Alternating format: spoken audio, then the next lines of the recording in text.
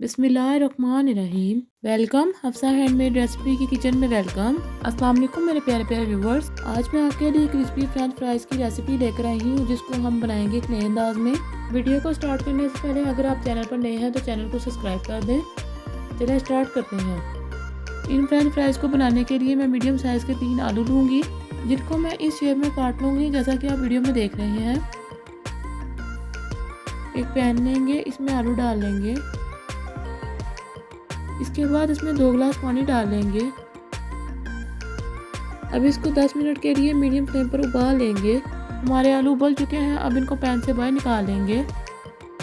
अब इन आलूओं को मैशर की मदद से मैश कर लेंगे। मैश हो जाने के बाद अब इसमें मसाले डाल लेंगे। 1/2 टेबल स्पून नमक, 1 टेबल स्पून कुटी हुई लाल मिर्च, 1 टेबल स्पून लहसुन पाउडर, 2 टेबल स्पून चावलों का आटा, 1 टेबल स्पून कॉर्नफ्लावर, हस्बे ज़रूरत हरा धनिया। अब इसको हाथों की मदद से मिक्स कर लेंगे।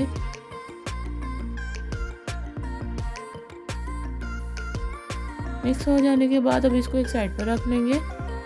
एक प्लास्टिक बैग लेंगे। प्लास्टिक के बैग में आलू के मिक्सचर को डाल लेंगे। अब इसको बेलने की मदद से बेल लेंगे जैसा कि आप वीडियो में देख रहे हैं।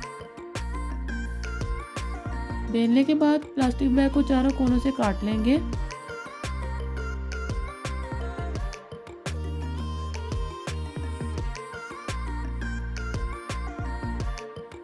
चारों कोने कट हो जाने के बाद अब इसको छुरी की मदद से सेट कर लेंगे जैसा कि आप वीडियो में देख रहे हैं।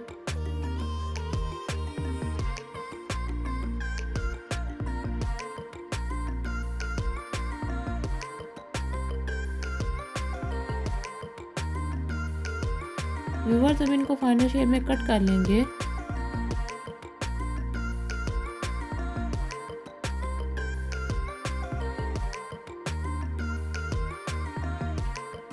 ये देखिए व्यूअर्स हमारे सारे पीसेस कट चुके हैं। अब इनको मीडियम फ्लेम पर फ्राई कर लेंगे। इनको लाइट गोल्डन ब्राउन होने तक फ्राई करेंगे।